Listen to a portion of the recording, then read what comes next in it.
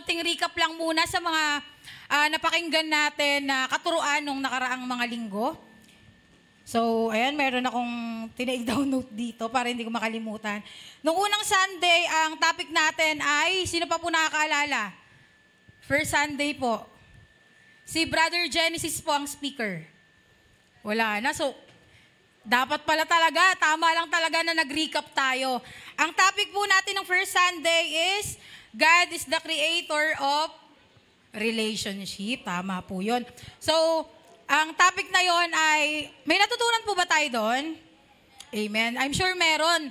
Tinuruan tayo ng banal na espiritu regarding sa kung bakit si God or kung bakit si Jesus or ang Panginoon ang siyang creator ng relationship. And, ayan, ang isa sa mga kinote ko doon or mga natutunan ko is yung sinabi na relationship is not just about happiness. Sabi doon, but they are about holiness. Hindi lang pala puro kasiyahan no, kapag sinabing relationship. Akala kasi natin kapag relationship, puro sweet lang, puro magagandang bagay lang, puro positive side lang. Pero hindi lang pala siya doon nagtatapos. Dapat, regarding din siya or about din siya sa holiness. So, second Sunday naman po, may nakakaalala po ba? Ang speaker po natin is si Sister Irish po. May nakakaalala po ba? May premyo po, may premyo. May premyo po. So sige po, ang topic naman natin nung second Sunday is about relationship pa rin, pero regarding siya sa courtship. Ano nga sa Tagalog yung courtship? Sorry. Panliligaw, ayan. So, doon naman, nalaman naman natin kung yung mga nararamdaman natin or nararanasan natin is infatuation lang or love talaga. Tapos, nalaman din natin doon na meron palang mga dangers or panganib sa worldly courtship or sa worldly na panliligaw. And at the same time, tinuruan din tayo ng mga biblical principles about sa courtship. So, nung third Sunday naman po ay, syempre, date night yun. Kilig-kilig ng mga nanay at tatay dyan. So, sino dito yung mga medyo, sana ako din.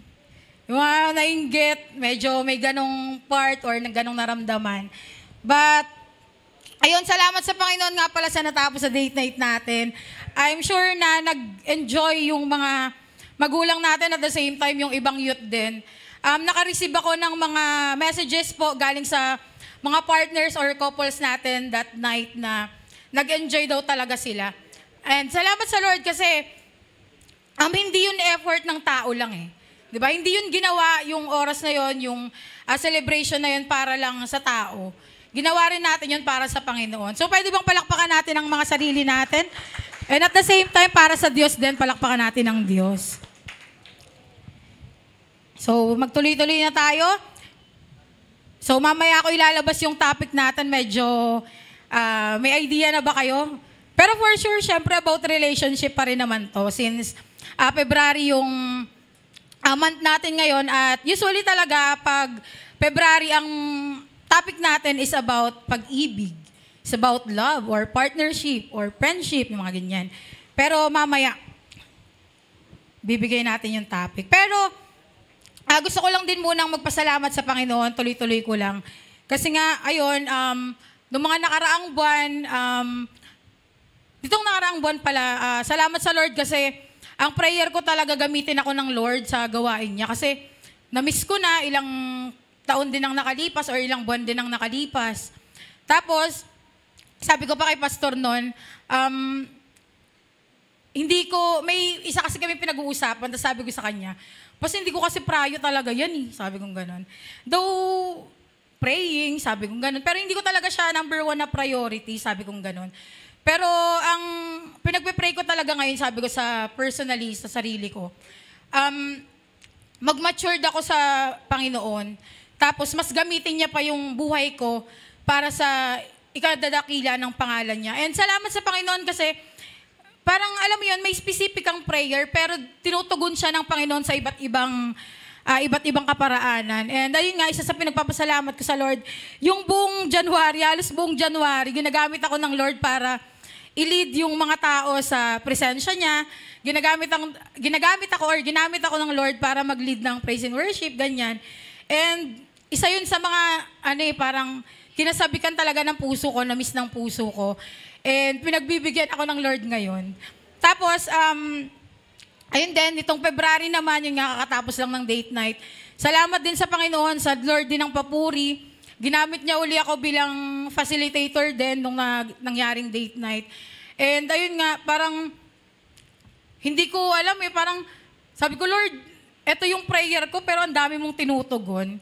Ganun minsan ang Panginoon sa atin, no? May isa tayong specific na prayer pero hindi natin napapansin. Kung hindi natin papansinin pala, kung hindi natin susuriin yung mga nangyayari sa buhay natin or sa paligid natin, hindi natin malalaman na tinutugon na pala ng Lord yung panalangin natin sa iba't ibang aspeto.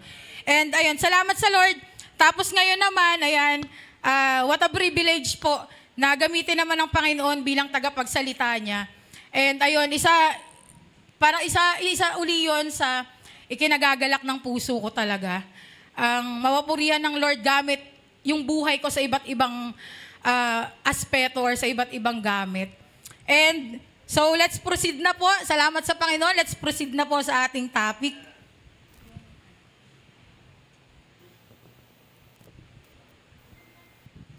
Nakikita niyo yung mga bata na yan. Mga pamangkin ko yan. May bayad yan, may bayad.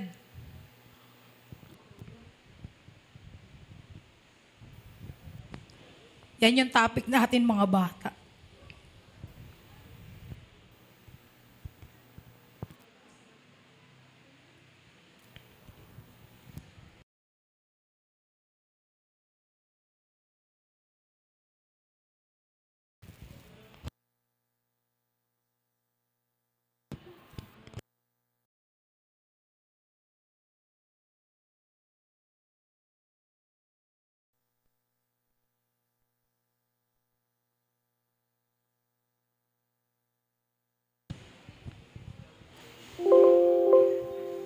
Ayan na.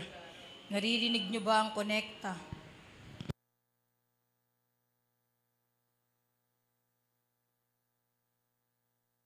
Maraming makaka-relate dito, marami.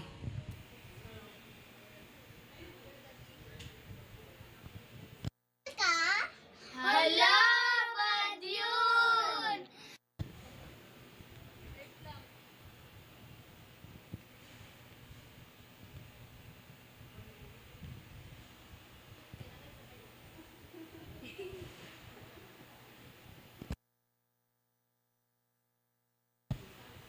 Tug-tug, tug-tug.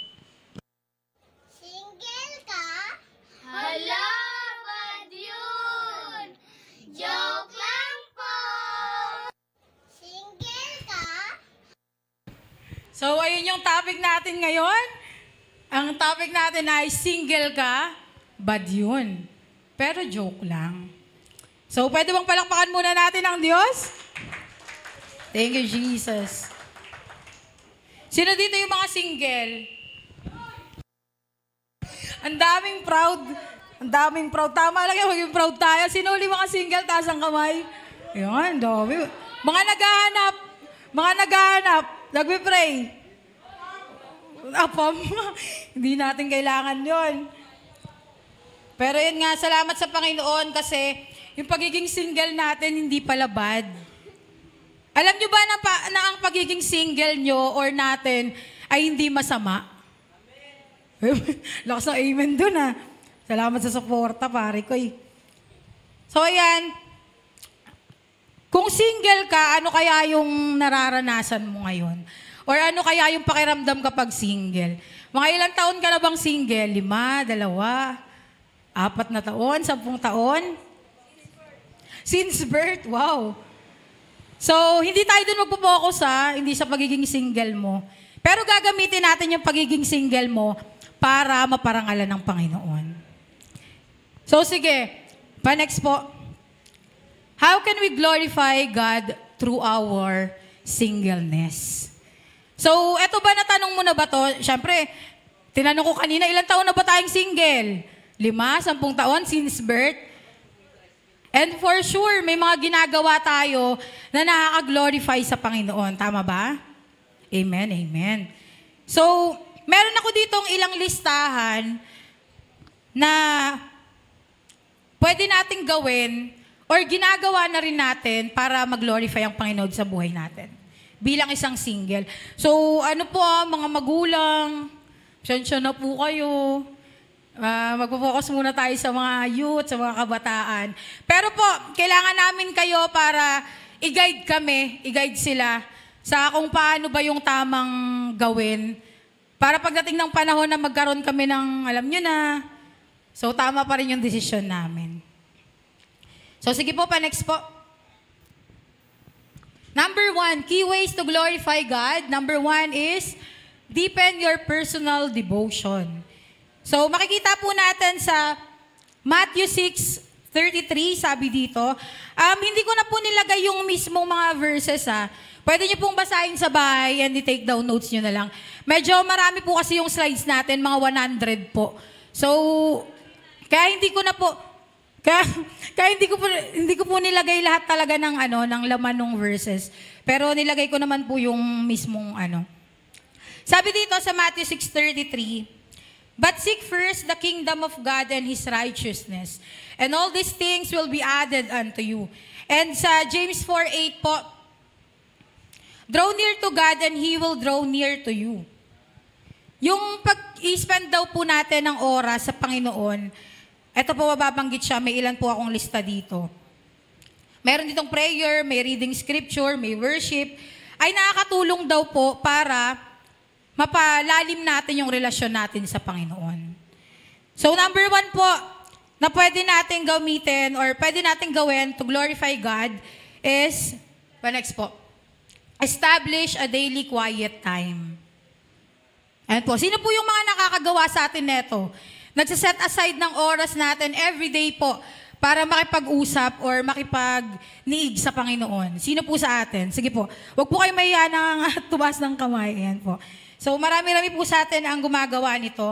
In Mark 1, verse 35, sabi po dito, "Very early in the morning, while it was still dark, Jesus got up, left the house, and went off to a solitary place when he prayed." Even si Jesus, nung mga panahon na nandirito siya sa mundo, nagsaset siya ng quiet time para manalangin sa Panginoon, para makipag-usap sa Lord. And since tayo na mga anak niya, na mga nilikha niya, ay ang goal natin, one of our goal is to be like Jesus or maging Christ-like. So dapat ginagawa rin natin kung ano yung ginagawa ng Panginoon. And one thing doon is yung daily quiet time. And sabi dito, daily. Hindi siya monthly, hindi siya yearly or weekly. Daily. Araw-araw. And ako po, bilang nagtatrabaho, ang may advice ko sa inyo, which is ginagawa ko po, kapag yung sa trabaho po natin, di ba, may lunch tayo, may breaks, may 1 hour tayong mga pahinga-pahinga, ganyan. Ang ginagawa ko, kapag 15-minute break ko po sa office, yun na yung chit-chat time ko, yun na yung kain ko. Then yung 1 hour ko na lunch ko po, yun naman yung ginagawa ko, or siniset aside ko para magkaroon naman ng quiet time or personal na pakikipag-usap naman sa Panginoon. So kayo din, sa mga nagtatrabaho po, I encourage you po na gawin din yon. Siyempre kapag biyahe, pagod, trabaho, pag uwi ng bahay, kain, tulog na lang, gano'n na lang Which is ganun po yung nagiging routine talaga ng karamihan sa atin. So why not, di ba, yung 1 hour break natin or 30 minutes break natin, ilaan natin sa pakikipag-usap natin sa Panginoon. Pwede po ba yun? Pwede po yan, amen. So next po, mabilis lang po tayo kasi 97 na slides pa. Letter B is develop a prayer life. Ayan, isa sa mga nabasa ko dito or doon sa online, sabi doon, once a prayer becomes your habit, blessings becomes natural. So, kapag meron po sa atin na parang alam niyo yung gusto kang ipag-pray, gusto kang ipagpasalamat sa Panginoon, or gusto mo, Lord, gamitin mo ako, ganyan. 'Di ba? Maging po tayo, maging mapagmatsyag po tayo sa oras talaga natin. And ayun nga, huwag tayong matakot na manalangin sa Panginoon kasi isa sa mga isa sa mga pangako niya, kapag nanalangin ka niya, didinggin ka niya. And kung ano yung lagi nating sinasabi paulit-ulit sa panalangin or even sa quiet time natin, sa devotion natin, yun yung gagawin ng Panginoon. So, paano pa kapag bihira na nga lang tayo manalangin, sinasagot ng Panginoon? Paano pa kung araw-araw kang nananalangin? Diba? So, mas malaki.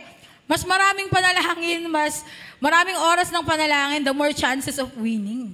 The more chances na sasagutin ng Panginoon yung panalangin natin. And, pwede rin kasi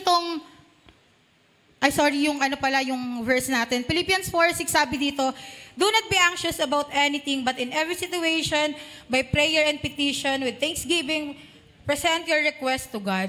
So, anything na nararanasan natin, pwede nating sabihin sa Panginoon, pwede nating idulog sa Kanya. So, kahit anong bagay, kahit anong nararanasan mo, personally po, yung prayer po is outlet ko talaga. Kapag hindi ko kayang makipag-usap sa tao, syempre may mga trusted na friends tayo, family natin, even yung pastors or leaders natin, mentors natin, pwede nating pag-sharean yan eh. Pero may mga panahon kasi na, alam mo yon, hindi mo kayang sabihin sa tao. Though may tiwala ka naman sa kanila, may tiwala naman tayo sa kanila. Pero alam mo yon, sa Diyos mo lang talaga pwedeng sabihin. So ito po yun, yung prayer life natin. Kung hindi pa natin nagagawa na mag-pray talaga sa Lord, palagi, or bibihira pa lang, gaano kadalasang minsan, why not gawin nating habit po, unti-unti. Simulan natin sa isang araw, kasunod, gawin natin 2 araw, di ba? Hanggang sa maging araw-araw na siya. Napakalaking gamit po talaga, napakalaking pakinabang po sa atin kapag pray tayo, kapag nananalangin tayo sa Panginoon. And next po, sa letter C po,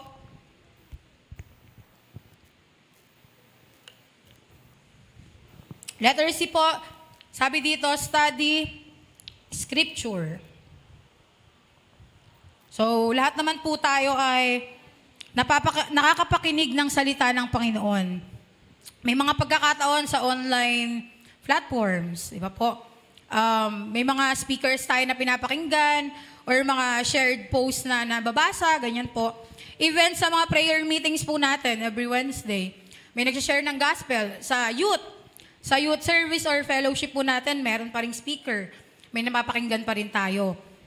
And even kapag Sunday po, umaga at gabi po, meron tayong mga preacher na ginagamit ng Panginoon to share His Word. Pero, dapat po hindi lang tayo nagbabase doon. Or dapat hindi lang tayo nananatili, or alam mo yung parang nakaangkla lang doon sa mga nagtuturo sa atin. Yung pagkain po natin physically, di ba, 3 times, 4 times, 5 times, minsan chicha ng chicha. So, ganun din po sa spiritual natin. Hindi lang dapat 1 beses o 2 beses, 3 beses sa isang linggo po tayo kumakain. Dapat po, even yung sarili po natin, kung matatandaan po natin, sa Bible po, may nabanggit doon na Berean Church, kapag nagtuturo yung nasa harapan nila, or kapag may ginagamit ang Panginoon na magturo, hindi lang sila basta nakikinig. Ang ginagawa nila, sinasaliksik nila sa Bible, kasi baka mamaya, mali na yung tinuturo ng preacher sa harap. So, may chances na, since hindi sila nagsasaliksik, or may mga taong hindi nagsasaliksik, baka malihis sila ng landas. That's why, maging kagaya po tayo ng Berean Church, na hindi lang tayo basta nakikinig, magkaroon din tayo ng oras na saliksikin, na pag-aralan, na basahin po ang salita ng Panginoon. And, next po. And, one more thing po. Maglaan tayo ng effort, ng time. Kasi, may mga revelation na sa'yo lang, na para sa'yo lang. Hindi siya revelation dun sa nagsasalita. May mga chances po ba tayo na kapag nagde-devotion tayo, kunyari this year, same date, February 23. Ganito yung devotion ko. Tapos the next year, February 23 uli, yun yung devotion ko, pero iba na yung pagkakaintindi. Ganun po yun. Kaya saliksikin natin, pag-aralan natin ang salita ng Panginoon, humingi tayo ng gabay sa banal na Espiritu, kasi may mga revelation na tanging sa'yo lang inilaan ng Diyos. So, ayan po, wag tayong mapagod na magsaliksik ng salita niya. And next po, sa letter D po, worship and praise. So, yung worship and praise daw, isa rin to sa mga makakapagpalalim ng relasyon natin sa Panginoon. Sabi po sa Psalms 100 verse 2, worship the Lord with gladness. Come before Him with joyful songs. Kagaya po ng daily prayer, ng pananalangin po, isa rin to sa usually talaga pinaglalabasan natin ang nararamdaman natin. In-express natin yung gratitude natin sa Panginoon, yung thanksgiving natin, anything na pwede nating ipasa Diyos. Di ba minsan ginagamit natin yung kanta. Katulad kanina, parang nag-worship tayo. Yung kanta na, thank you Jesus, parang ano yun? Of all the glory and all the praise. Parang belong siya sa Panginoon. Which is minsan hindi naman natin nasasabi sa daily lives natin or even sa prayers natin. Pero na-express natin siya through singing praise and worship sa Panginoon. So ayun po. So sabi nga dito, express your love and gratitude to God through music, singing, or other forms of worship. And ang worship po, hindi lang po siya tungkol sa pag-awit, sa pagtaas ng kamay, sa pagtayo dito sa harapan.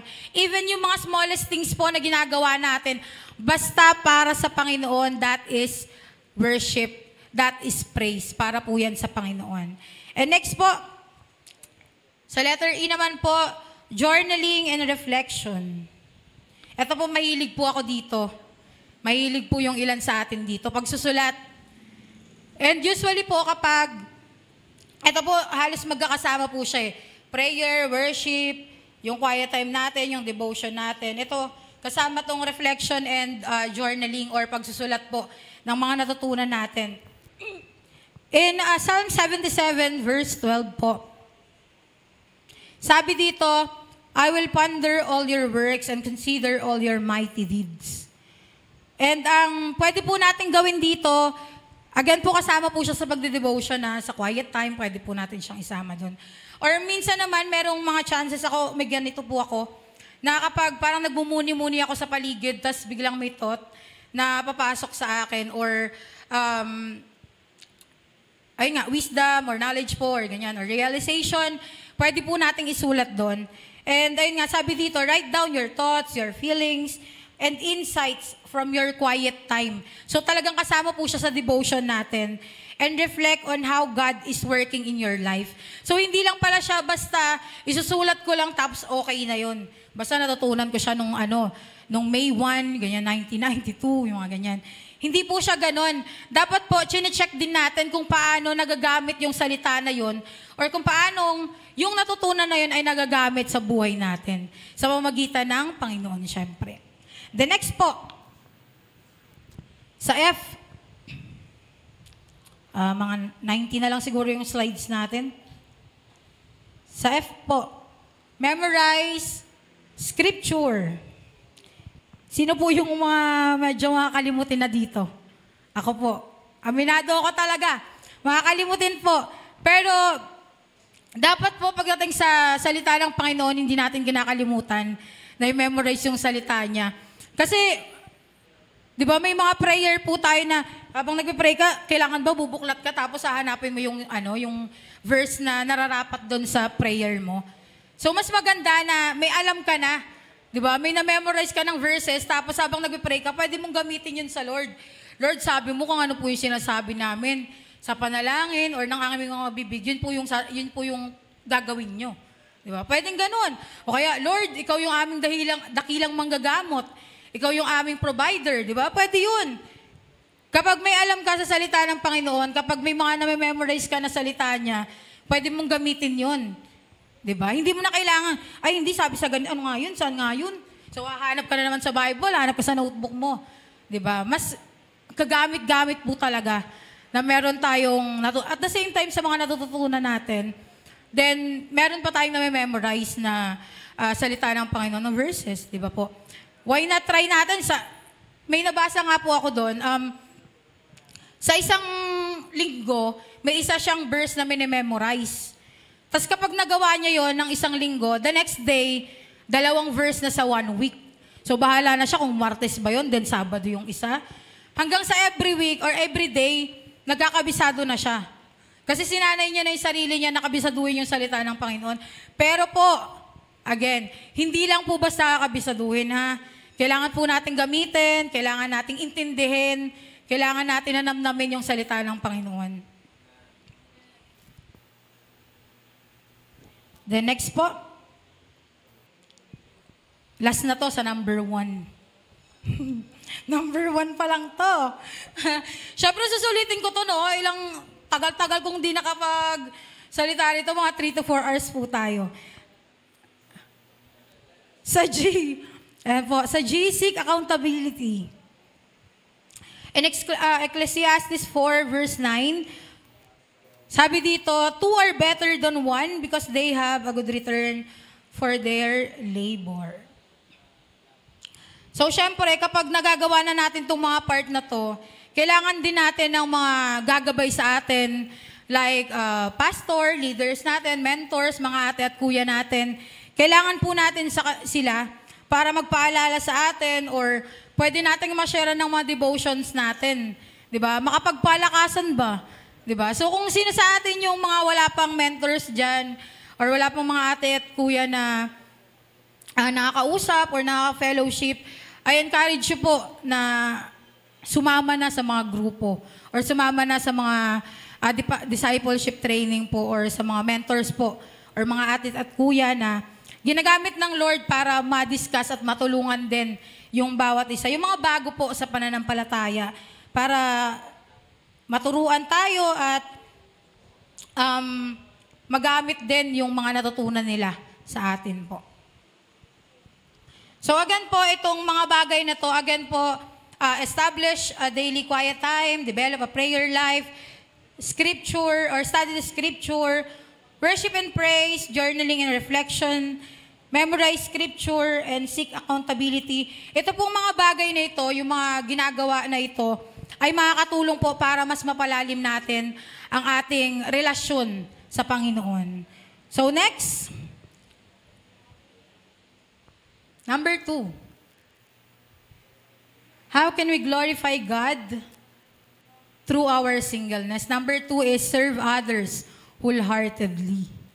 Meron po tayong mga tao na ganito na puso na nila talaga yung mag-serve sa paligid nila, sa tao, even sa, yung mga nasa labas nga di ba? May mga tao na gano'n na nagsiserve talaga wholeheartedly, pero meron ding mga hindi.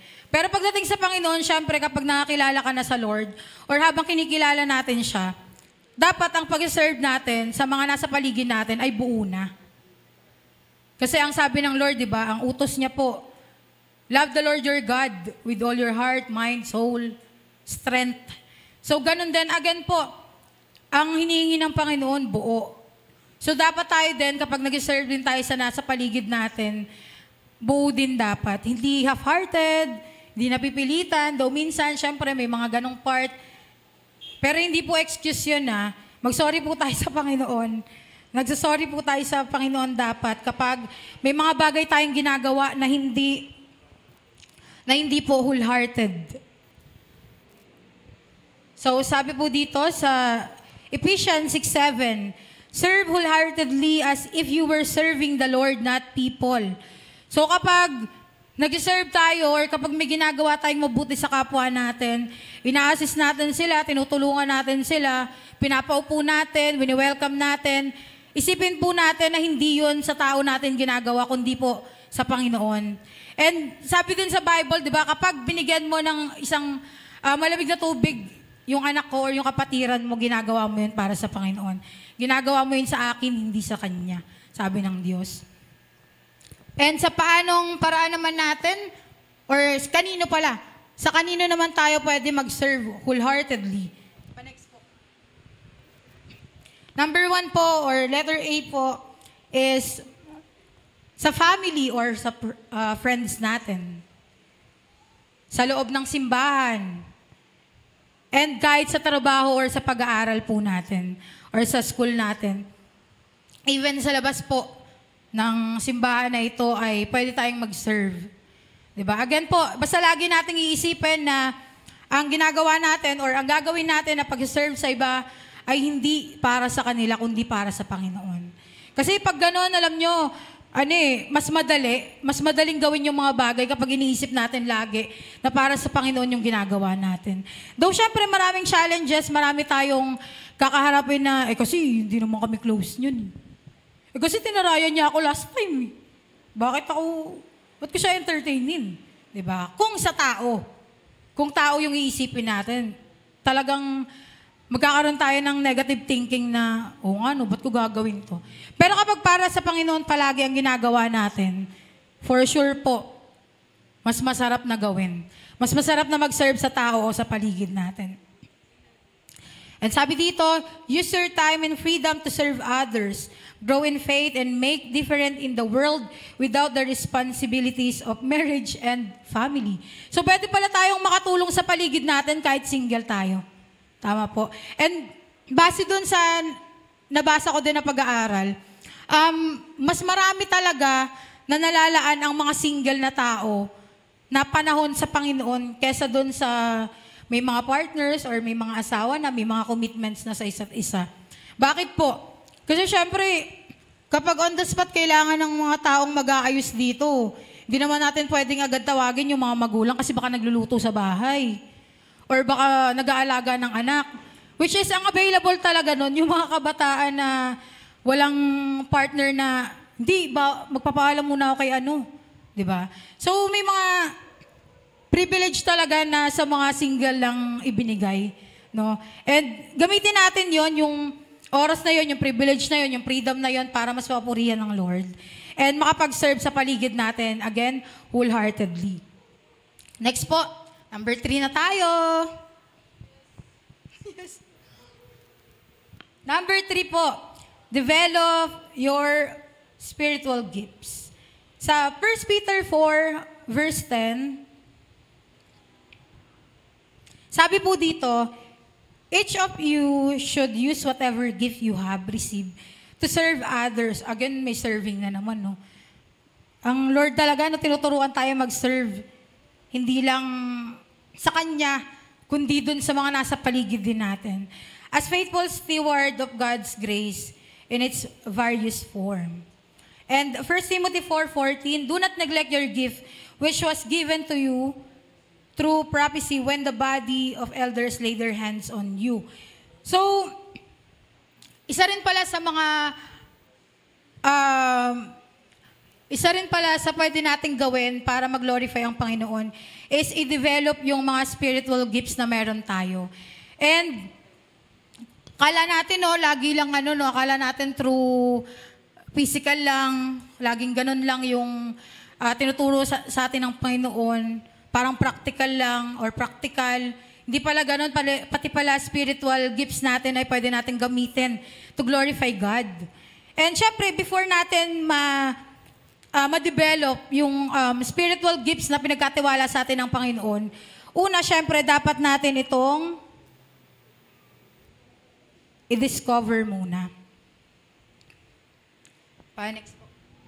And syempre, meron naman dito na paraan kung paano naman natin i-discover yung ating mga spiritual gift. So, maybe may mga bago po sa atin na hindi pa talaga alam kung ano yung pinagkaloob sa kanyang spiritual gift ng Panginoon.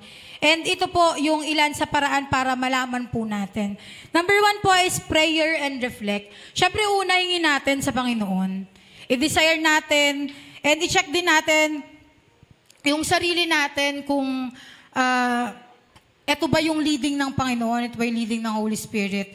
Ito ba yung spiritual gift na binibigay sa akin ng Lord or ipinagkakatiwala sa akin ng Panginoon? And next is assessment. Natatandaan ko nung bago-bago pa akong Kristiyano, nagkakaroon pa kami nun ng mga parang sinasagutan na sa ganito ako magaling or ilan ba yung points ko, 1 to 5, mga ganyan-ganyan. Tapos sa dulo nun, meron siyang total score na malalaman mo kung ano yung spiritual gift mo. Kung ano yung, kunyari, naka-70 ka. Tapos ito, malalaman mo, teaching pala yung gift mo.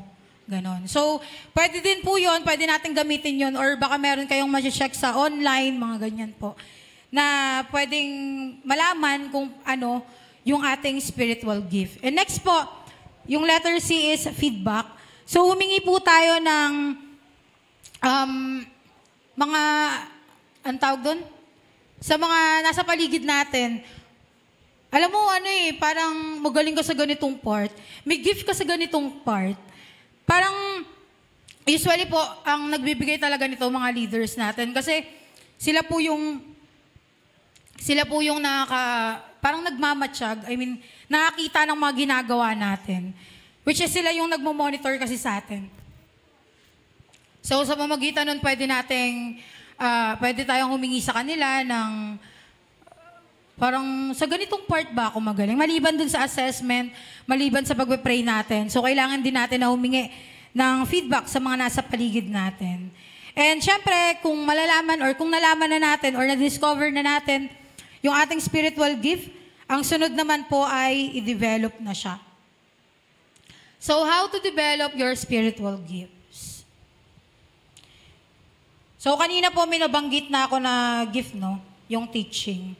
And meron naman ako dito na 5. 5 gift naman po na usually or common talaga sa Kristiyano na usually talaga makikita natin to madalas. Number 1 po is teaching. In 2 Timothy chapter 2 verse 2, what you have heard from me in the presence of many witnesses, entrust to faithful men who will be able to teach others also. So kapag may gift of teaching ka pala, dapat sinishare mo din sa iba. Hindi lang siya basta sinasarili, kundi magpagamit ka rin sa Panginoon para maturuan yung iba na nasa paligid din natin. And syempre, sa paanong paraan ba natin mapapalago yun? Pwede tayong sumama sa mga Bible studies, yung mga small circles or small groups po na meron ng simbahan natin. Pwede, kung nararamdaman po natin or kung prayer talaga natin na, Lord, yung yung gift ko po is parang teaching po. So help me po na makasama sa mga Bible studies natin para at least di malaman natin kung paano ba mag-share kung nagsisimula pa lang tayo. And next po is share your knowledge and then mentor others po. So kapag habang lumalago tayo sa Panginoon, syempre, natututo na nga tayo. And sabi dito, dapat daw, we are able to teach others also kung ano yung natutunan natin. So hindi lang siya basta nananahimik lang tayo na natutunan ko, so akin na lang to. Hindi po siya ganun. Dapat po sinishare din natin sa iba. That's why meron nga tayong fellowship Meron tayong small circles po na kung saan nakakapag-share tayo ng salita ng Panginoon. So sa pamamagitan po noon, pwede nating magamit or ma-develop po yung ating gift, which is teaching po. Next naman po is evangelism. So, pwede po nating i-self-check yung sarili po natin. Pwede nating i-check yung sarili natin, baka nandito po yung gift natin. Or kung wala pa po dito, ay pwede po nating ipag-pray sa Panginoon na, Lord, i-reveal mo po sa akin kung ano po yung gift na meron ako, nang sa gayon ay magamit ko po to serve you, to glorify you. Evangelism po, next tayo. Sa Acts 1:8 sabi dito, but you will receive power when the Holy Spirit comes on you, and you will be my witnesses in Jerusalem, and in all Judea, Samaria, and all the ends of the earth. So, ayun po, may mga tao kasi na may gift ng evangelism, which is, usually hindi talaga sila nananatili sa simbahan lang. Meron pong mga ipinapadala ang Panginoon sa iba't ibang lugar to evangelize po. And ito yung gift nila, evangelism po. That's why meron ditong binanggit na Jerusalem, Judea, Samaria, and all the ends of the earth. So, syempre, unahin po natin na masyaran yung ating mga pamilya. Pamilya po, then yung mga malalapit na kaibigan, hanggang sa lumabas na tayo. Sa pamamagitan po noon, nagagawa natin yung gift natin or nagagamit natin yung gift natin as nag-evangelize po tayo or evangelism po sa ibang tao. So kung may gift ka nito, pag-pray mo sa Panginoon na bigyan kanya ng lakas ng loob, ng katatagan, ng katapangan, na i-share yung kanyang salita, yung kanyang pag-ibig sa mga nasa paligid po natin, sa mga tao, especially po sa circle ng family po natin. And next po, encourager or encouragement. In 1 Thessalonians 5:11 po, sabi dito, therefore, encourage one another and build one another up, just as you are doing. So ito naman po, may mga tao naman na hindi mo pa nakakausap, parang lumalakas na yung loob mo. Ito naman daw po yung gift na yon. Hindi, parang, kunyari, pinanghihinaan ka na, kinakabahan ka, ganyan. May mga panahon na parang feeling mo, lonely ka na, feeling natin, gano'n, nag-isa na tayo. Tapos may isip mo yung tao na yon, parang lalakas agad yung loob mo. Sila daw po yun, yung mga encourager or mga may gift of encouragement. So ngayon, kung may naiisip ka na gano'n na tao, kapag nababanggit yung encouragement or encourager, magpasalamat tayo sa Panginoon sa buhay nila. Kasi ginagamit sila ng Panginoon to encourage us kapag nanghihina na tayo or alam mo yun, na lalamig na or nalulungkot tayo.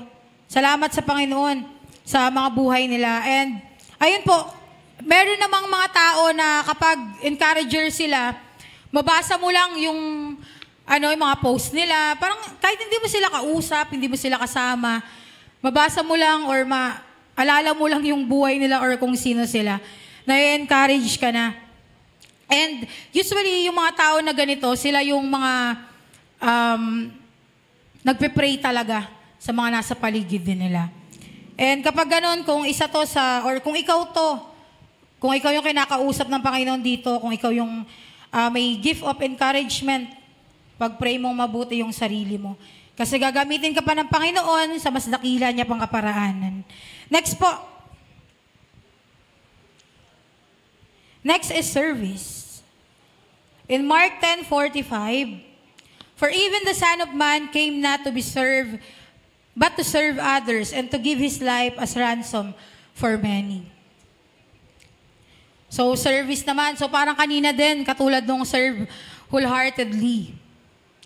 May mga gift naman tayo ng service. Nung nagtitake ako ng mga assessment neto, ito yung madalas ko nakukuha. Service. And salamat sa Panginoon kasi until now ay nagagamit ko yung gift na yon.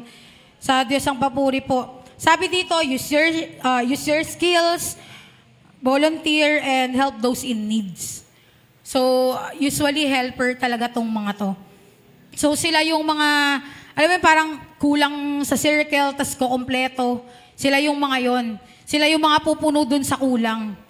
And salamat sa Panginoon din sa buhay po nila. So, kung ikaw to ay magpagamit pa tayong patuloy sa Panginoon. And lastly po, is leadership po. Leadership. Ay, meron pa pala. Leadership po. Sabi dito sa Ephesians 4, verse 11 to 12. And He gave the apostles, the prophets, the evangelists, and the shepherds and teachers to equip the saints and for the work of ministry, for building up the body of Christ. So, leadership po. So, ito yung pinakahuli sa mga gifts po na meron akong lista dito, which is yung 5 na gifts nga. Again, teaching, evangelism, encouragement or encourager, service, and then leadership. So, ito naman daw yung mga tao na merong initiative sa mga bagay-bagay. Especially, kapag ang usapan ay paglilingkod sa Panginoon. Sila yung mga may initiative. So, paano naman natin ito i-develop? Siyempre, kung kakaalam pa lang natin na ang gift pala natin ay leadership. Siyempre, mag-attend po tayo ng leadership conference, ng workshop, ng mga trainings, and magpa-mentor din po tayo. And alam niyo po ba na ang lahat sa atin ay may gift of leadership? Alam niyo po ba? Amen. Pero, syempre nasa sa atin yon or nasa response natin kung paanong paraan natin gagamitin. Again po, lahat tayo may gift of leadership, pero gagamitin ba natin siya sa kasamaan or sa Panginoon? Diba? Ang ililid ba natin ng tao sa kulungan or sa presensya ng Panginoon? So, nasa sa atin po ang desisyon, and again po, ipag-pray natin na gamitin tayo ng Panginoon or gamitin yung mga spiritual gifts natin para sa ikaka-glorify ng Lord. And syempre po, after na malaman natin or ma-discover po natin yung mga spiritual gifts na to, ang next po natin na gagawin is, ay nag-iisip siya anong susunod. Syempre po is, i-cultivate natin yung mga spiritual gifts na meron tayo. Palaguin, gamitin natin. And sa papaanong paraan po, ayan, prayer, practice, accountability, and humility. Syempre una, ipag-pray natin na i-guide tayo ng Panginoon, na magkaroon tayo ng wisdom and empower tayo ng banal na espiritu para magamit yung mga gifts na meron tayo. And huwag tayo magstay na alam lang natin yung spiritual gifts na meron tayo. Huwag lang natin malaman na may gift of teaching lang tayo, or encourager tayo, or may service tayo, or may leadership tayo na gift. Huwag lang doon, huwag lang tayo magstay na ganun. Bagkus ipanalangin natin na palaguin ng Panginoon. And next po is practice. Gamitin natin. Yung mga binanggit ko po kanina sa mga spiritual gifts na yon, pwede mo natin gamitin yon para ma-practice natin yung mga yon. And kung hindi pa natin alam, syempre, as guidance pa rin sa Panginoon. Sa Panginoon lang naman talaga tayo lalapit eh. Sa Kanya talaga tayo magtitiwala. And next po, accountability. Surround yourself with people who will encourage you and hold you accountable developing your gifts. So dapat may mga tao uli tayo na kapag hindi na natin nagagamit yung gifts natin is may magpapaalala sa atin na mag-encourage sa atin na kasi hindi ako baka minsan kasi may ganito na tayo, no? Baka kasi parang hindi naman ako para dito or hindi ko naman nagagawa yung the best ko para sa Lord. Dapat may mga tao tayo na mag-encourage sa atin na hindi kaya mo yan. Dumating din naman ako sa pagsubok na yan or sa kahinaan na yan. Pero sa grasya at sa biyaya ng Panginoon, nagpapatuloy. So, kapag may mga ganong tao, yung mga encourager, kailangan natin yun. Para kapag pasuko na tayo, kapag nanghihina na tayo, ginagamit or gagamitin sila ng Panginoon para palakasin tayo. And lastly po, yung humility. Remain humble and dependent on God, recognizing that your gift or gifts are from Him. So lagi nating tatandaan, no? Kasi may mga tao po na ginagamit sa hindi maganda yung mga gifts nila. And syempre, sino ba mapaparangalan sa ganun? Sarili nila. Pero tayo po dapat kapag nalaman natin yung mga gifts na meron tayo, dapat we remain humble and lahat ng papuri, lahat ng glory, lahat ng pasasalamat ay tanging para sa Panginoon lang talaga dapat. Dapat ang lahat ng credits is para sa Lord lang kasi sa Kanya lang naman talaga yun eh. Diba? Ginagamit lang tayo to glorify Him. Pero, yung lahat ng credits na marireceive sa mga tao sa paligid natin, dapat para sa Panginoon lang. Remain humble and dependent on God. Huwag nating akuin yung mga papuri, pasasalamat, yung glorification na dapat ay para sa Panginoon lamang. Next po, number 4 na tayo. Next is be a witness for Christ. So, be a witness for Christ po. In Acts 1:8, nabasa na po natin to kanina, but you will receive the power when the Holy Spirit comes to you. And you will be my witnesses in Jerusalem and all Judea, Samaria, and to the ends of the earth. And next po, sa 1 Peter 3:15, sabi naman dito, always be prepared to give an answer to everyone who asks you to give the reason for the hope that you have. But do this with gentleness and respect. So, meron ako ditong dalawang example kung sa paanong paraan tayo magiging witness ng Panginoon naman. So, nahahasaba yung mga pagsusulat natin. Medyo marami-rami kasi yung natin, mga ino-notes nyo. Number 1 po is verbal witness. So, syempre pag verbal, alam nyo na yun. Nagsasalita tayo dapat. And we become a witness for Jesus Christ kapag po nag-share tayo ng testimony natin sa nasa paligid natin. Ayan. Share your personal story of salvation and how Christ has transformed your life. So, ayun po. Usually, ang ginagawa talaga natin kapag verbal is yung mismong naranasan natin kung paano tayo niligtas ng Panginoon or kung paano tayo binabago ng Panginoon. Parang, yan po yung isa sa mga powerful na testimony na pwede nating i-share sa paligid natin. And nung napanood ko nga, may napanood din ako dito na ano siya parang na-meet niya lang sa daan. Tapos, hindi niya alam na yung naranasan pala nung tao na yun, sinashare niya kasi ng gospel. And nung naranasan pala nung tao na yun, is yun mismo yung naranasan niya bago niya tanggapin ang Panginoon. And sa pamamagitan ng pag-share niya ng testimony dun sa tao na nakasalubong niya, tumanggap din yun. So, one way yun para maging witness tayo ng Panginoon or makapag-evangelize tayo sa ibang tao. And at the same time po, yung sharing the gospel. At the same time, magkasama po yun, sharing your testimony, at the same time yung gospel po. And next naman is yung non-verbal witness. Ito po, yung number 1 po dito is live a godly life, show love and care, and then be a good listener.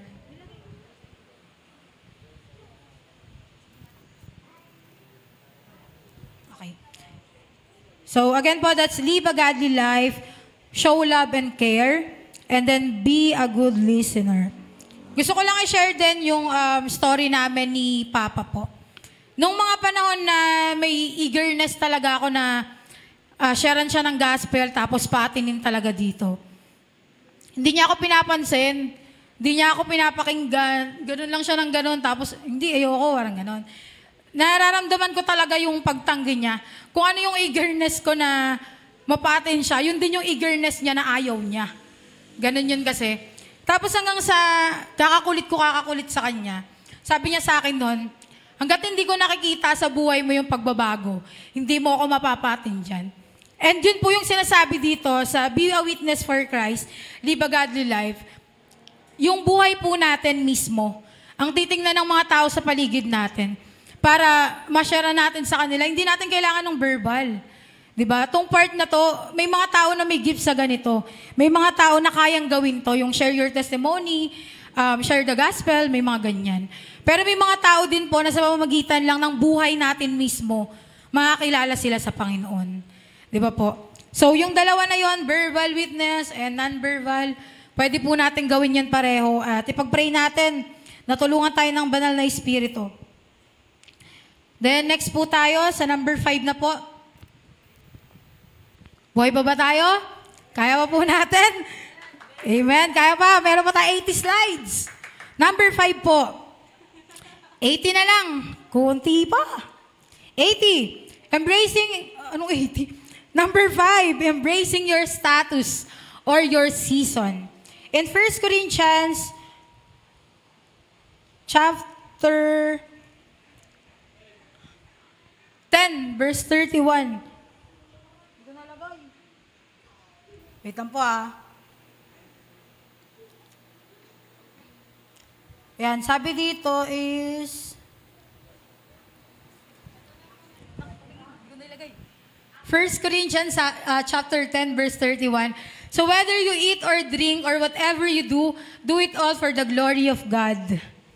And then next po is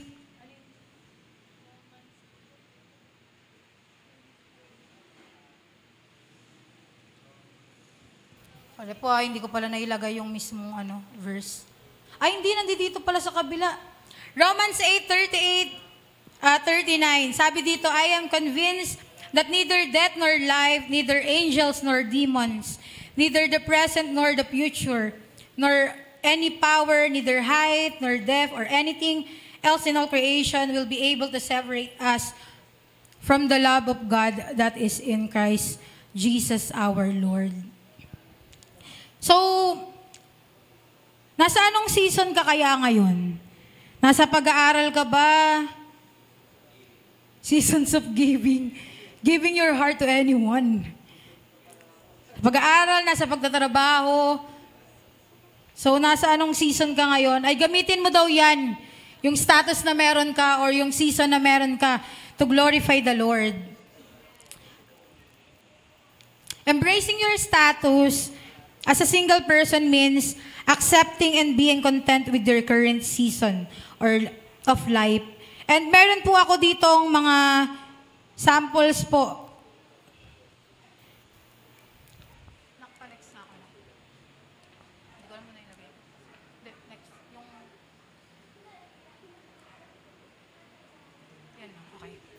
So yan, embracing your status or season. Number 1 po is to acknowledge your feelings. May mga panahon po na kapag single ka, abay, lonely ka, frustrated, disappointed. May mga ganong nararamdaman daw kapag single. Pero, hindi naman siya masama na i-acknowledge natin minsan yung feelings natin. Pero wag tayong magstay dun sa feelings na yon. Huwag tayong manahan dun na, hindi, habang buhay ako, hanggat single ako, ganito yung mararamdaman ko. Darating ang panahon na ikaw din magiging masaya. Pero sa ngayon, syempre, sa feeling muna ng Lord. Sa Lord muna tayo magpaka-happy. Ganyan. And next po is focus on the positive side. And again po, sabi ko nga kanina, kapag single ka, mas marami kang time na mailalaan sa pag-serve mo sa Lord. And isa yun sa mga benefits po ng pagiging single. Meron po dito, having more time for personal growth and development. Diba? Mas may time tayo para linangin, para, anong ibang word na? Para i-practice yung growth natin personally. Diba? And spiritually po. Tapos, being able to focus on your career and your education kasi wala kang kahati. Wala pang kahati ng oras mo. So, may time ka mas mag-aral, di ba? Mas abutin yung pangarap mo. And next po is having a freedom to make choices without considering someone else's opinion. So, walang kahati, walang parang hahadlang sa choices na meron ka. Kung gusto mo mag-serve sa Panginoon, di mag-serve. Diba? Kung gusto mong umawit sa Panginoon, pumunta sa church, umattend, walang ahadlang sa'yo. And then last thing po, being able to serve God without distractions. Kasi minsan po, kapag hindi pa panahon, kapag hindi pa natin season, tapos ginawa nating season talaga natin, distraction yan eh. Diba? Kapag hindi pa panahon ng pagtubo ng mangga, wala kang makukuha dyan, puro dahon. Or pitasin mo man, pero ang tawag dun, yung bubot pa siya, mapakla. Tama po. Kapag pinilit natin, kung hindi pa natin season, lahat yun mali. Lahat yun mali. Kapag hindi pa panahon, kapag hindi pa right timing ng Panginoon, wala po talaga, hindi talaga. Kahit anong pilit natin, hindi po talaga.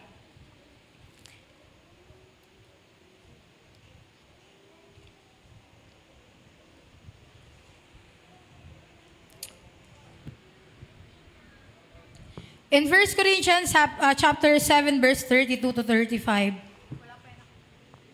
Sabi dito, sabi ni Apostle Paul encourage us to embrace our current season and focus our relationship with God.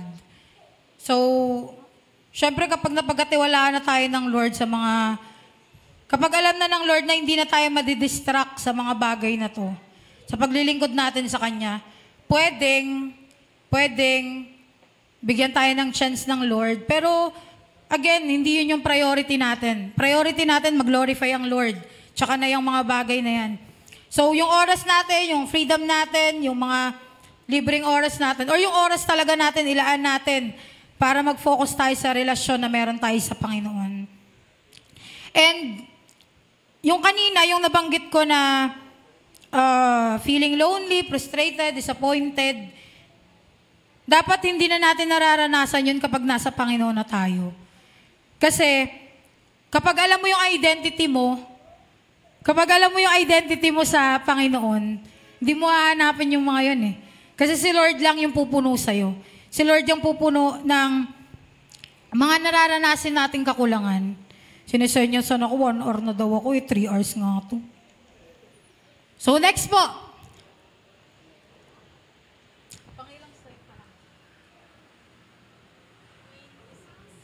Sabi sa inyo, 26 pa lang, sabi 100 nga yan. So, sige nga po, sabay-sabay nga tayo, basahin nga po natin. 1, 2, 3, go! If God is making you wait, then do what waiters do. Serve. So, kung pinaghihintay tayo ng Panginoon, so nasang season ka ngayon, check natin yung sarili natin. Habang naghihintay, mag-serve. Maglingkod tayo sa Panginoon. Next po. Mahaba-haba pa pong diskusyonan to. Oh no. Next po is trust God's plan. Nakikita niyo po yan. Ito, plano ko to eh. Plano ko to sa buhay ko dati. Sabi ko noon, 26. Settle na ako. Ilang taon na ako ngayon? 25. Hoy! So, ayan. Ito yung plano natin. Ito yung plano ng Panginoon. Kita nyo, may tubig, may dagat, may bato, may tusok-tusok, may ulan-uli, may bagyo dun. So, marami tayong pagdadaanan, no, habang naglilingkod tayo sa Panginoon. Pero ang usapin naman dito ay magtiwala tayo sa Panginoon. Sabi sa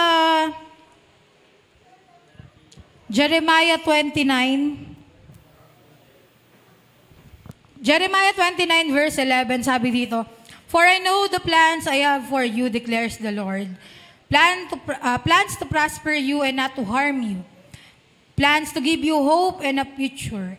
And sa Proverbs 3:5-6 po, trust in the Lord with all your heart and lean not on your own understanding. In all your ways, submit to Him and He will make your paths straight. Siyempre po, kapag nagtitiwala tayo or magtitiwala tayo sa Panginoon, dapat po ay ina-acknowledge din natin yung sovereignty niya.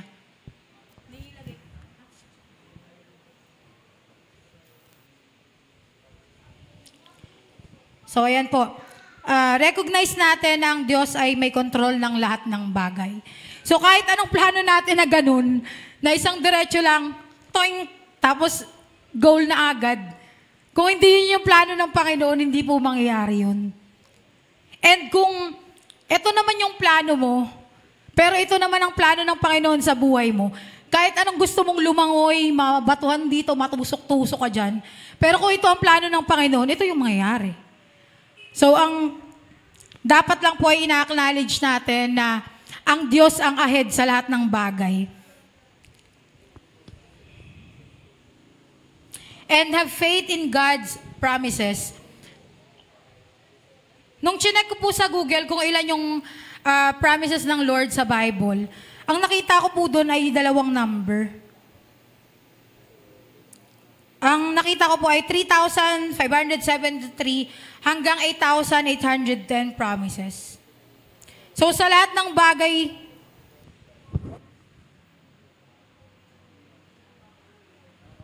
sorry po, nasa next na pala tayo. Nakpa next po sa B. Sa next po. Ayan. Trust in God's goodness. Believe in God's love. Trust that God loves you and He wants the best for you. So, lalayo pa ba tayo kapag pinag-usapang pag-ibig ng Panginoon? Siyempre, doon na tayo sa cross. Mahigit 2,000 taon na ang nakakaraan simula ng ipakita niya sa atin or demonstrate niya sa atin yung pag-ibig niya. So, maniwala tayo na mahal tayo ng Panginoon at ang gusto niya ay the best lang po para sa atin. And next po, so dito yon yung binabasa ko kanina, have faith in God's promises. Believe that God will fulfill His promises to you even if you don't see the overcome yet. Minsan kasi kapag habang nagtitiwala tayo sa Panginoon, ang pinapakita lang sa atin, ito pa lang. Hindi niyo to nakikita kunyari ito pa lang. Uy, ang dali naman yan. Kasi hindi pa natin nakikita na may ganito, may ganyan, ganyan, ganyan yan. Hanggang sa makarating tayo dito sa dulo. Di ba? So may mga pagdadaanan tayo na susubok talaga ng pananampalataya natin, susubok ng pananampalataya, ng pagtitiwala natin, ng paglilingkod natin sa Panginoon. Pero, alam nyo rin ba na ang Lord lang ang nangako na kailanman ay hindi pa napapako? So, why not hindi tayo maniwala sa pangako niya? Bakit hindi tayo magtiwala sa Kanya? Kung sa lahat ng nababasa natin na pangako niya, unti-unting natutupad, unti-unting ginagawa niya sa atin. Sabi ko nga kanina, hindi pa natin pinapanalangin, ginagawa niya na. So paano pa kapag nagtiwala, nanalangin, nanampalataya tayo, at patuloy tayong naglingkod at nagpagamit sa Panginoon. So again po, meron 3,573 hanggang 8,810 na pangako ang Panginoon sa Bible, and lahat yon gagawin niya. Even yung tuldok, di ba, sabi nga biblically, hindi mawawala ng kabuluhan pagdating sa Panginoon. And ayun po, siya lamang po ang Diyos na nangako na hindi napako. So next po, C, waiting on God's time. Ano nakita na yung sunod. So waiting on God's timing. Be patient. Trust that God's timing is perfect and waiting on Him brings things to pass. Kapag po ang isang pattern, ano po yung Tagalog nun, magpapalayok ba yun? Basta yung gumagawa ng palayok. Yung naguhulma ng palayok, ganun po. Iba naman yun eh. Opo. Basta yung palayok, yung mga mangkok, ganun. Sige, okay. Is that the patterns? Mas madali. Kapag daw ang ano ba tawag sa Tagalog? Kapag daw ang pattern ay gumagawa ng palayok, ay hindi niya nirarush. Or kapag nilagay niyang ganun, okay na yan. Diba? Hindi daw ganun. Kundi, hinihintay niya na mahulma ayon dun sa pinakadesenyo niya. Tapos, maliban sa hihintayin niyang mahulma, hihintayin niya uli na tumigas hanggang sa maging paso na siya. Hanggang sa maging palayok na siya, hanggang sa maging mangkok or plato na siya. So, ganun din daw sa paglilingkod natin or sa pagtitiwala natin sa Panginoon. Maghintay tayo sa dakila at tamang oras ng Panginoon. Eto, don't take matters into your hands. Resist the temptation to try to control and manipulate the situation. Resist, avoid yung lahat ng bagay na nagiging dahilan para magmadali ka. Baka may mga tao po tayo na nakakasama na nangungulit sa akin, asawa ka na nga. Or bilisan mo na, magkaganito ka na.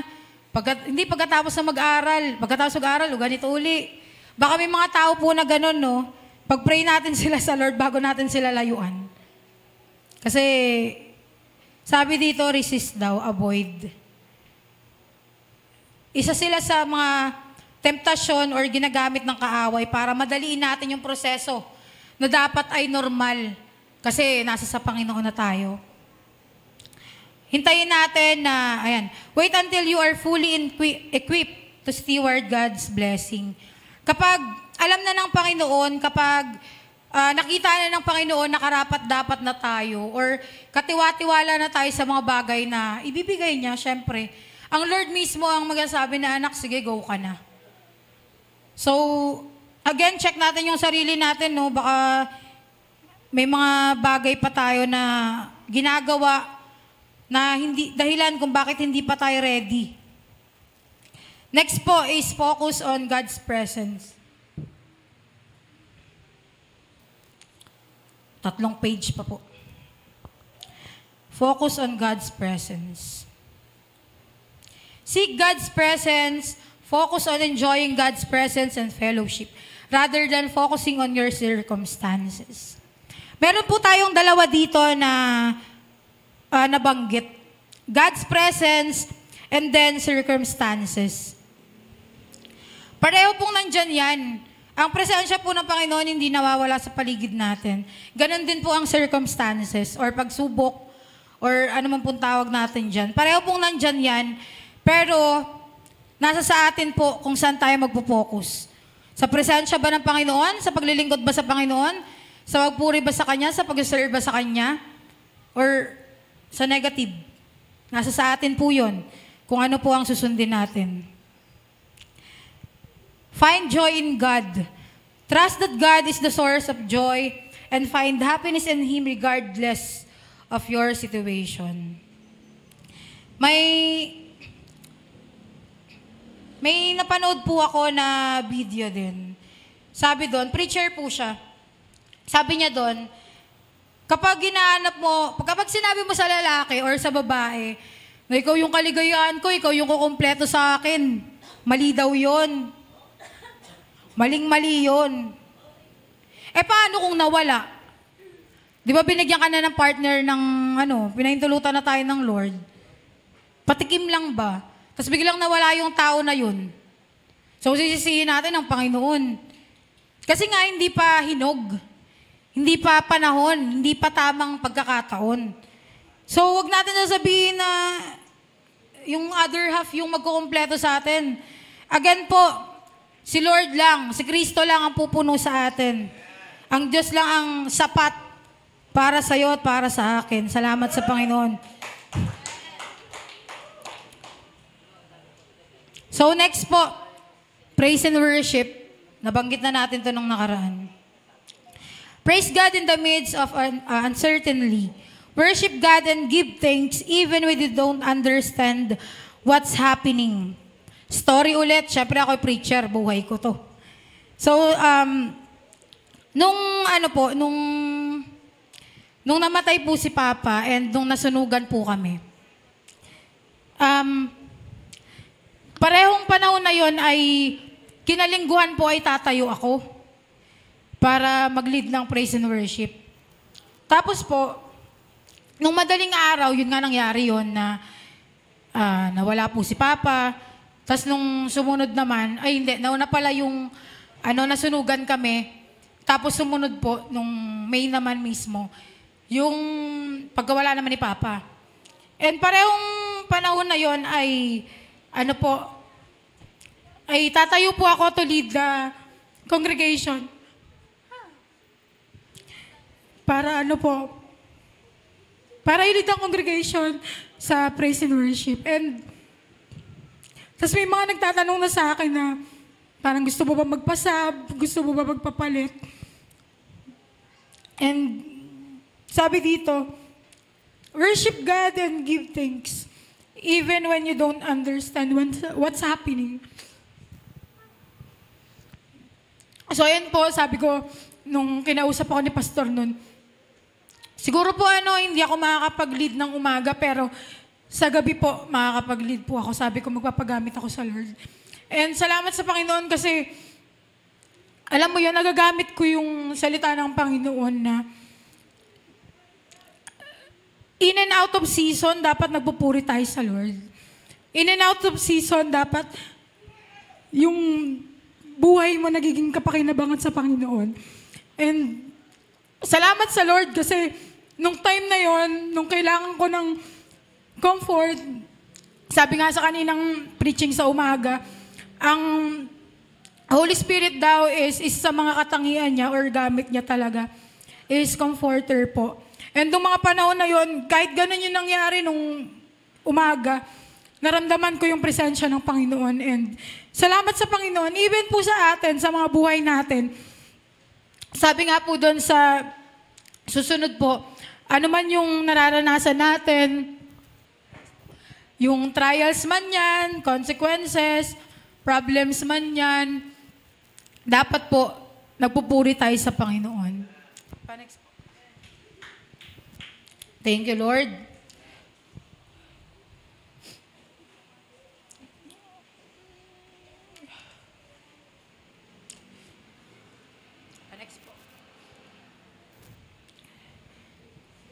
So, malapit na po tayo. 50 slides na lang. Again po, when challenges, trials, blessings, mourning, rejoices, death, life, or anything that you are experiencing or you may experience, praise God po. Walang pinipiling panahon o pagkakataon ng pagpupuri natin sa Panginoon. Nasa sitwasyon man tayo na lugmok tayo, nasa sitwasyon naman tayo na pinakamasaya tayo sa buhay natin or ano man, dapat po nagpupuri tayo at pinagpapasalamat natin sa Panginoon. Next po, how to enjoy being single and live for God's glory. Number 1 po is by learning about yourself. Focus on your relationship with God, pursue your passion, travel and explore, focus on your personal growth. So, yung mga nabanggit na to, sulitin natin kasi baka pag dumating si Datu, hindi na natin magawa. Datu kasi yung dawan si Lord. So, si Datu yung partner na natin yun. Again po, by learning about yourself, focus on your relationship with God, pursue your passions, travel and explore, focus on your personal growth. Ayan po yung pwede nating gamitin or pwede nating ika-enjoy being single while living for God's glory. Number 2 po, next, is minimize distraction. Usually po kasi tayong mga single, since marami nga tayong oras, or marami nga tayong parang mga panahon na wala tayong masyadong ginagawa, ang hawak talaga natin is cellphones. And yung mga social medias na yan, FB, YouTube, TikTok, IG, kahit yung mga books po na binabasa natin, pwedeng distraction yan. And while waiting, pwede naman tayong mag-enjoy ng wala yung mga yan or limitahan natin yung mga bagay na yan.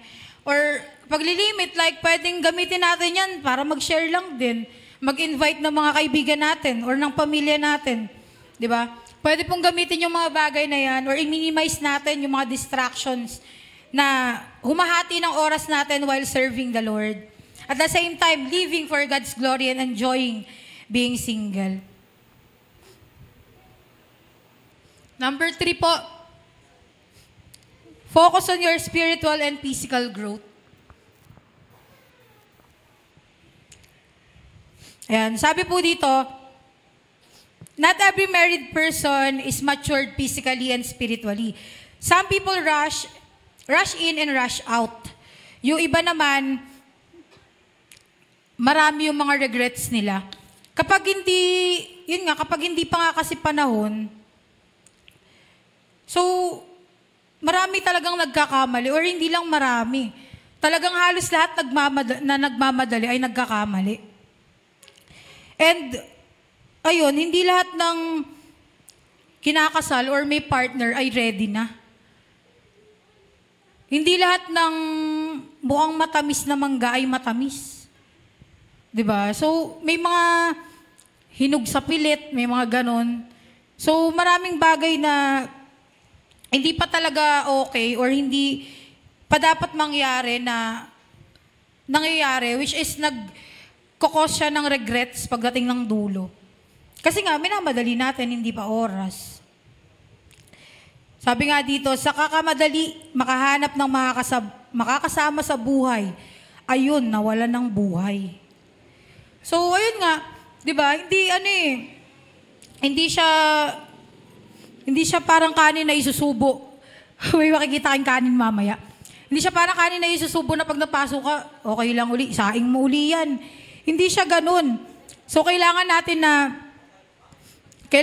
na hintayin, again, waiting on God's perfect timing. Number 4 po.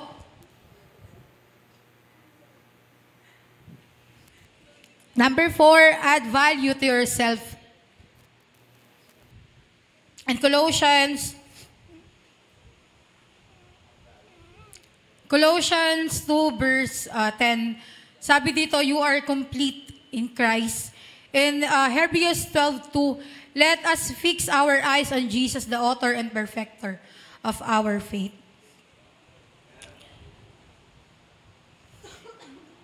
Wait lang po ako.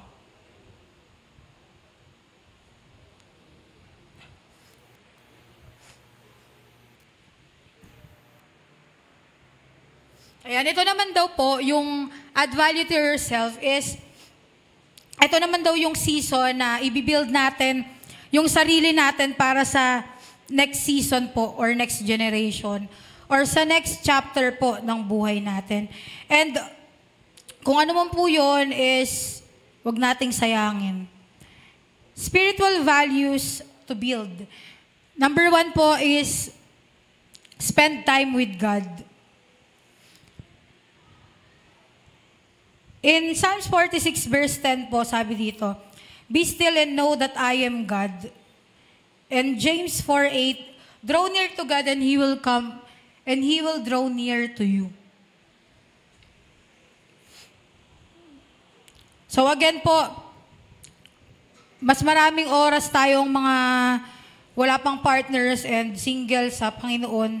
So, mas maglaan tayo ng oras po para sa Panginoon. Mas maglaan tayo ng oras, makipag-usap, manalangin, maglingkod, mag-serve sa Kanya. Kasi lahat naman ng to ay aanihin natin pagdating ng panahon. And next po, build a daily devotion with Him.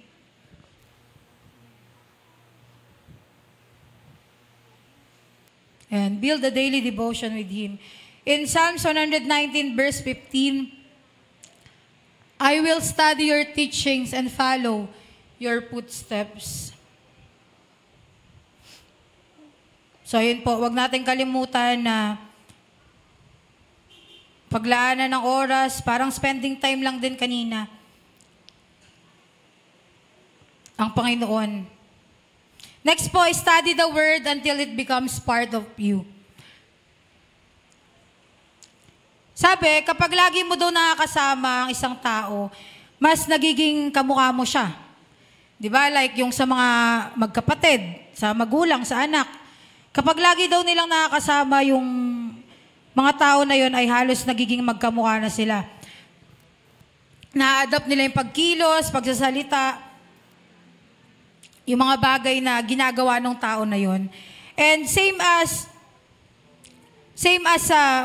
Holy Scripture, while pinag-aaralan natin yun, while binabasa natin siya, is nagiging ganun din tayo kung ano yung sinasabi niya. And again po, kagaya na sabi ko kaninang bungad po, ay ang goal natin is to be Christ-like. So while nasa single season po tayo, patuloy tayo mag-aral ng salita ng Panginoon para maging kamukha tayo ng Diyos mismo. Hindi sa itsura, syempre Hindi naman natin alam kung ano yung totoong itsura ng Panginoon. Pero sa kung paano siya kumilos, gumalaw, magsalita, diba? Kung paano siyang mamuhay. Next po, learn to follow the Spirit leading even when it's not convenient. In Romans 8:28, "And we know that for those who love God, and all things work together for good, for those who called according to His purpose."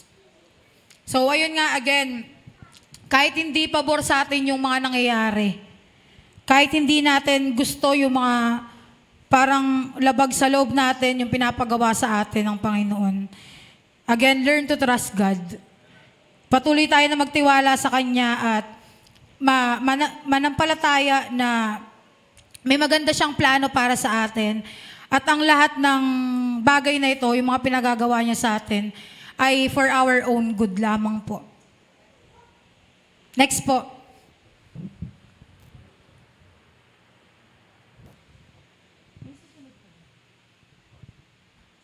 Next po is allow the Holy Spirit to become your best friend.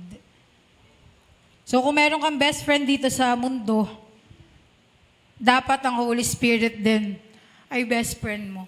Di ba kapag best friend natin, sinasabihan natin ng mga nangyayari sa atin, ina-update natin, pinagkakatiwalaan natin. And dapat ganun din tayo sa banal na Espiritu. In John 14 verse 16, "Then I will ask the Father to send you the Holy Spirit who will help you and always be with you."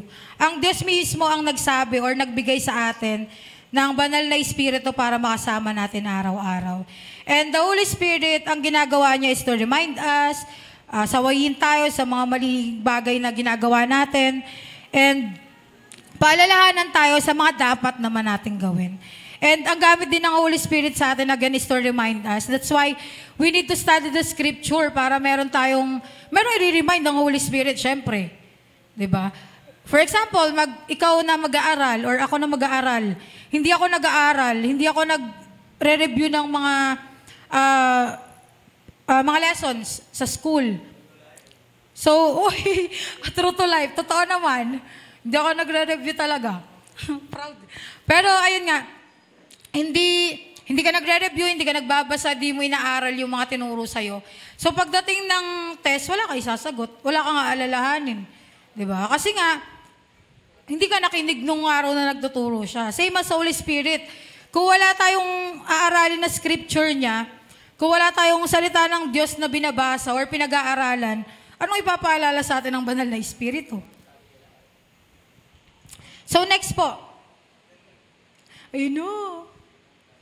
Ay, meron pa. Get involved in church and serve. In 1 Peter 4:10, each of you should use whatever gifts you have received to serve others as faithful stewards of God's grace in its various forms. So, kanina din, di ba, ito rin yun, serving sa church, sa paligid natin, and anything po na pwede nating paglaanan ng oras natin, pwede nating servant sila para mag-glorify ang Panginoon po using our lives. Next po. Ay, meron po ulit.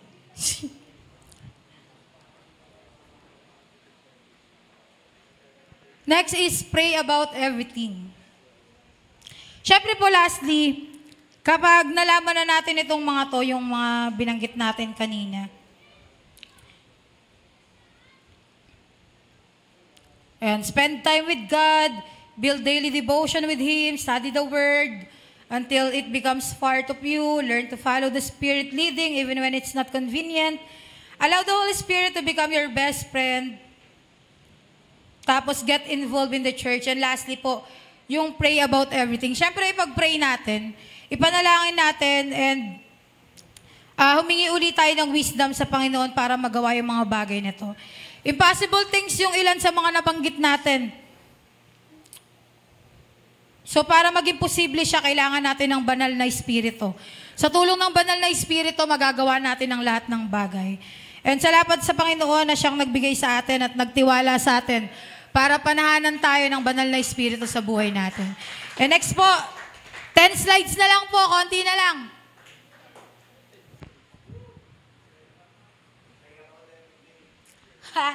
Ayan po. Meron ako naman dito na examples po ng mga tao sa Bibles na nag-glorify ang Lord sa pamamagitan ng pamumuhay as a single person po.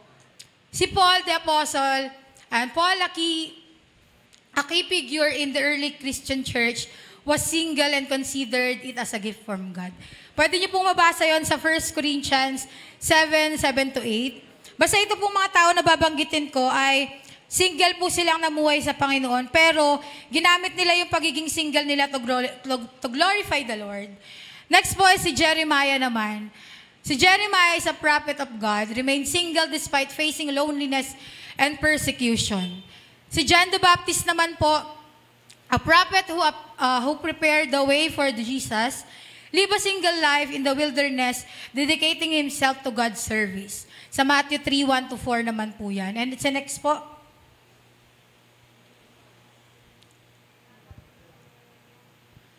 Si Elijah naman.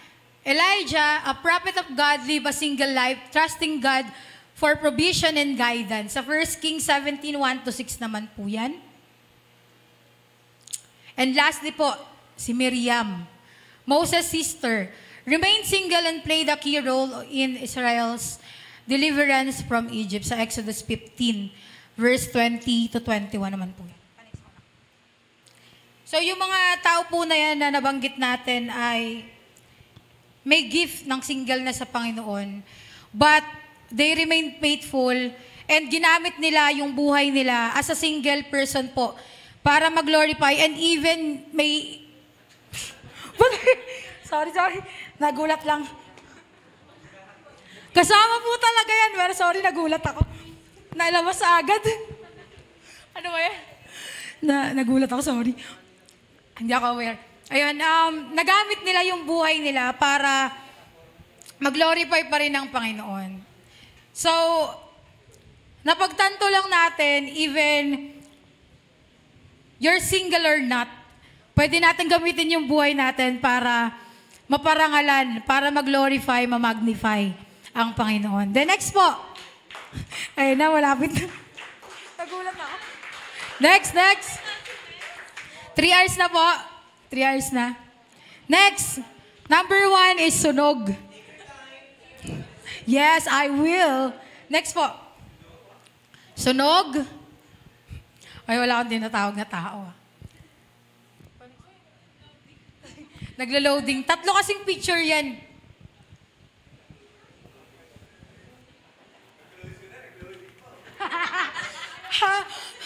Ayaw yata matapusin. Gusto yata mag-extend pa. Lord, na-miss mo ba ako?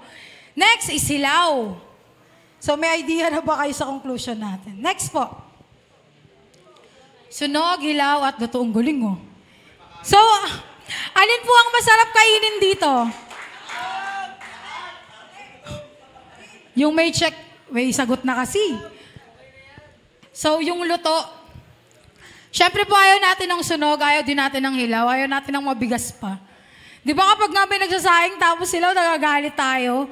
Kapag nasunog naman, sabi nila, di ba, nakakain pero hindi masarap, ayoko nun. Ayoko ng sunog. Dito tayo sa luto. Walang ulam to. Luto lang na sinaing. So, ayun nga, kagaya ng relasyon or pakikipagrelasyon, ayaw natin ng minamadali. Ayaw din natin ng sobra-sobra naman. Siyempre, dun tayo sa tama lang. So, that's why we need to wait on God's timing, perfect timing, para sa Panginoon.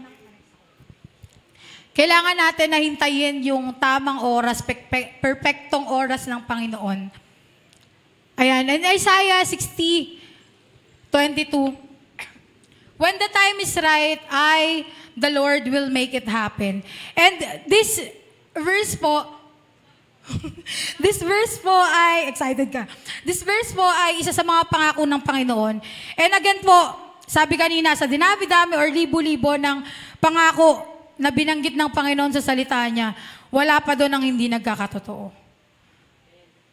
So, if this is one of the promises ng Panginoon, claim mo na mangyayari sa buhay mo. So, kung ano man yung prayer mo ngayon, hindi na tayo about sa relationship. So, kung ano yung prayer mo ngayon sa sarili mo na hindi pa natutupad, if hindi yan makakasama sa'yo, if hindi yan makakapaglayo sa atin sa Panginoon, the Lord will make it happen in His perfect timing. And next po, ayun na, malapit na kayong kiligin. In 1 Corinthians chapter 13, verse 4 hanggang 8 po, love is patient, love is kind, it does not envy, it does not boast, it is not proud, it does not dishonor others, it is not self-seeking, it is not easily angered, it keeps no record of wrongs, love does not delight in evil but rejoices with the truth, it always protects, always trusts, always hopes, always perseveres, and love never fails. Kung yung pag-ibig na meron tayo ngayon ay may keeps record of wrongs pa, hindi pa patient, hindi pa kind, or nagdi-dishonor pa sa Lord. Kung meron pa yung pag-ibig natin, yung pagmamahal natin, ay meron pa sa mga nabanggit na to, hindi pa yung pag-ibig, kulang pa. And ang Lord, ang standard ng Lord, 0 and 100. So kapag may mali or may isa ka pang bagay or isa pa akong bagay na nagagawa dito, hindi pa yun tama. Hindi pa oras ng Panginoon yun. And next po,